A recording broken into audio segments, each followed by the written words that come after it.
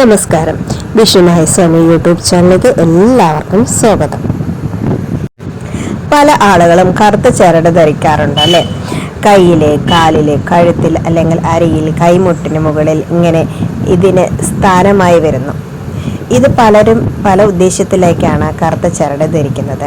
ചിലർ കണ്ണ് തട്ടാതിരിക്കാൻ വേണ്ടിയൊക്കെ ധരിക്കുന്നു.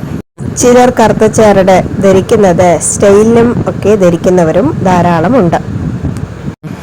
എന്നാൽ ചില നാളുകാർ ഇത്തരത്തിലുള്ള ചരട് ധരിക്കുന്നത് നല്ലതല്ല. അത് അവർക്ക് ദോഷഫലമോ ഉണ്ടാകുമെന്നാണ് പറയുന്നത്. ഏതൊക്കെ രാശിക്കാർക്കാണ് കറുത്ത ചരട് ദോഷഫലമായി വരുന്നതെന്ന് നമുക്ക് നോക്കാവുന്നതാണ്.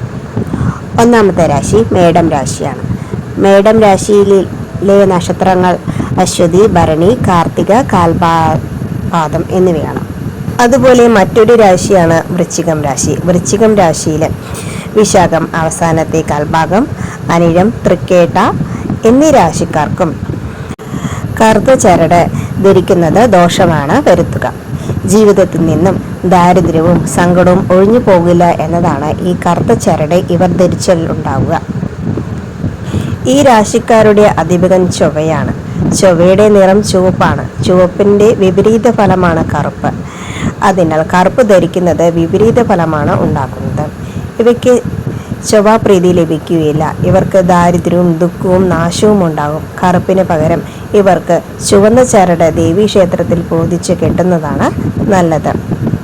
ഇത് 2, 4, 6, 8 എന്നീ കണക്കിൽ വേണം കെട്ടുകളിട്ട് ധരിക്കുന്നത്. മേടം രാശിക്കും വൃശ്ചികം രാശിക്കാർക്കും കറുത്ത ചരട് ദോഷമെങ്കിൽ കുംഭം രാശിയിൽ വരുന്നത് അവിട്ടം അരഭാഗം, ചതയം, പോരുരട്ടാതി ആദ്യത്തെ 3/4 ഭാഗം വരുന്ന നക്ഷത്രക്കാർക്ക് കറുത്ത ചരട് ധരിക്കുന്നത് നല്ലതുമാണ്. തുലാം രാശി വരുന്ന ചിത്തിര, ചോതി, വിശാഖം എന്നീ നാളുകൾക്കും കറുത്ത ചരട് ധരിക്കുന്നത് നല്ലതാണ്. ഇവർക്ക് കറുത്ത ചരട് ശിവക്ഷേത്രത്തിൽ പൂജിച്ചു വാങ്ങി ധരിക്കുന്നത് ഗുണം നൽകും. ഇത് 3-ാം പിറ നാളിൽ ചെയ്താൽ ഏറെ നല്ലതുമാണ്. അതായത് കറുത്ത വാവ് കഴിഞ്ഞു വരുന്ന ദിവസമാണ്. ആ ദിവസം ഇത്തരത്തിൽ പൂജിച്ചു വാങ്ങിയത് അണിയുന്നത് മുകളിൽ പറഞ്ഞ എല്ലാ രാശികർക്കും നല്ലതാണ്. ക്ഷേത്രങ്ങളിൽ പൂജിച്ച് ലഭിക്കുന്ന ചരടുകൾ ധരിക്കുന്ന മൂലം കൺദോഷം, ദൃഷ്ടിദോഷം എന്നിവയൊക്കെ മാറാനും സകലവിധ ഐശ്വര്യത്തിനും നിങ്ങൾക്ക് നൽകുകയും ചെയ്യുന്നു.